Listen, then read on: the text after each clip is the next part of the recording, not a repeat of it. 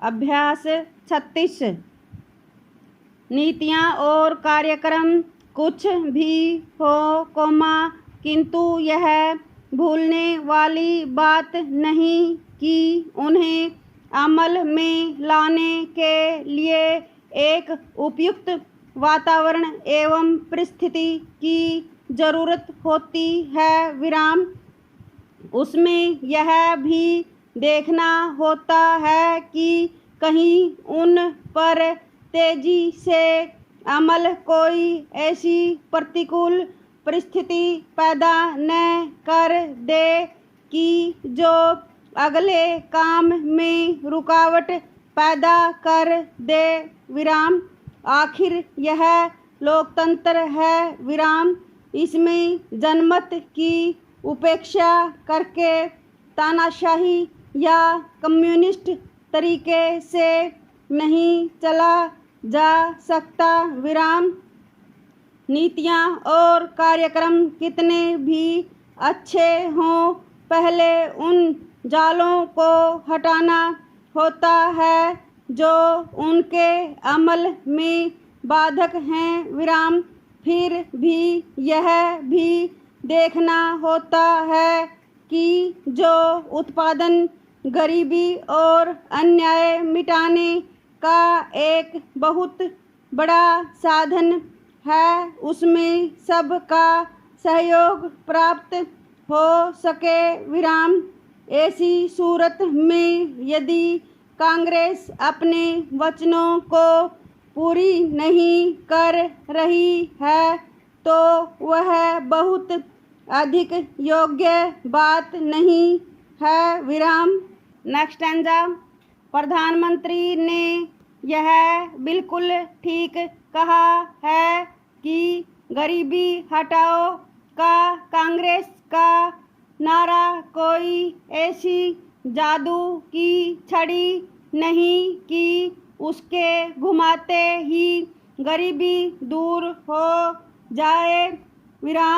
यह इस बात पर आश्रित है कि कांग्रेस में लोग कहाँ तक एक होकर चल रहे हैं और जनता कार्यक्रमों को अमल में लाने में कहाँ तक सहयोग दे रही है। यह स्पष्ट है कि अपने संकीर्ण राजनीतिक हितों के कारण कांग्रेस विरोधी ही नहीं अपितु कांग्रेसी भी उसमें बाधा पहुंचा रहे हैं। फिर कुछ कांग्रेसी तत्वों का यह सोचना भी गलत है कि बाहर का समाजवाद इस देश में आ जाएगा। इसलिए प्रधानमंत्री को यह कहना पड़ा है कि हमारा समाजवाद हमारी मिट्टी और पानी से बना होगा। हम दूसरे देशों के समाजवाद की नकल नहीं कर सकते।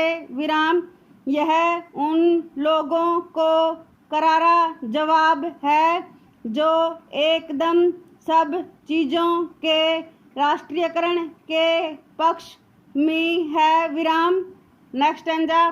सबसे बड़ी बात तो यह है कि कांग्रेस ठीक दिशा में चल रही है और प्रधानमंत्री जी ने यह कहा है कि सामाजिक न्याय को वे सार्वजनिक महत्व देती है और वह उसमें किसी प्रकार बाधक नहीं बनना चाहती।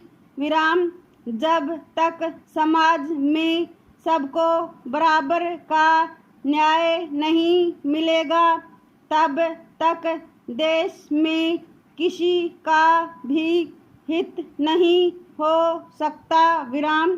आज सामाजिक न्याय की सबसे अधिक आवश्यकता है। गरीब वर्ग को अमीर लोग तो पैसे के बल पर सब कुछ कर लेते हैं, परंतु वह बेचारा गरीब कहाँ जाए जिसके पास कोर्ट कचहरी जाने के लिए पैसे नहीं। विराम।